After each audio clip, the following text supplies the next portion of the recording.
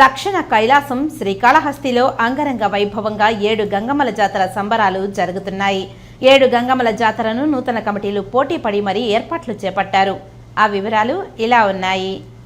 బుధవారం తెల్లవారుజామున డప్పుల మోతతో గంగమ్మ నిలుచు స్థలంలో ఏర్పాటు కల్పించారు. గంగమ్మ తల్లి నిలిచిన వెంటనే వందల సంఖ్యలో వేషధారలతో భక్తులు ఆమెను దర్శించుకున్నారు. జాతర సందర్భంగా శ్రీకాళహస్తీశ్వర స్వామివారి దేవస్థానం రప్పించిన వివిధ వేషధారులు ప్రత్యేక ఆకర్షణగా నిలిచారు. ఇక చెప్పరాల విషయంలో ఎవరికి వారు పోటీపడి తమ ప్రత్యేకతను చాటుకునేందుకు ప్రయత్నం చేశారు.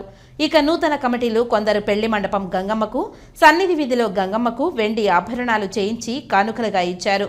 కొన్ని సంవత్సరాలుగా దేవస్థానం వారు 7 గంగమ్మలకు సారెను అందించే సాంప్రదాయంను ప్రవేశపెట్టి అదొక ఉత్సవంగా చేస్తున్నారు. అన్ని గంగమ్మల దగ్గర విద్యుత్ అలంకరణ చేయడం ప్రత్యేక విశేషం. ఇక బంధువులు భక్తులు అర్ధరాత్రి బంధువుల ఇళ్లకు చేరుకొని బుధవారం తెల్లవారుజామున జాతర కోలాహలం మొదలైంది. 7 గంగమ్మల జాతరను ఇప్పటికి వచ్చిన భక్తులు ఒక్కొక్క గంగమ్మ దగ్గరికి వెళ్లి మొక్కులు తీర్చుకుని 7 గంగమ్మలను దర్శించుకుని పూజలు చేస్తున్నారు. రాష్ట్రంలో ఎక్కడా లేని విధంగా శ్రీకాళహస్తిలో 7 గంగమ్మల జాతర అంగరంగ వైభవంగా జరగడం ఒక ప్రత్యేక ఆకర్షణగా నిలుస్తుంది. ఇక దేవస్థానం పాలక మండలి లేకపోవడంతో అన్నీ తానే శ్రీకాళహస్తి శాసనసభ్యులు బొజ్జల వెంకట సుధీర్ రెడ్డి జాతర కార్యక్రమాలను పర్యవేక్షిస్తున్నారు. మరొక భారతీయ జనతా పార్టీ నాయకుడు కోలా ఆనంద్ కుమార్ బంధువులతో పాటు నియోజకవర్గ కార్యకర్తలందరికీ ఇంటి దగ్గర విందు భోజనాలు ఏర్పాటు చేశారు.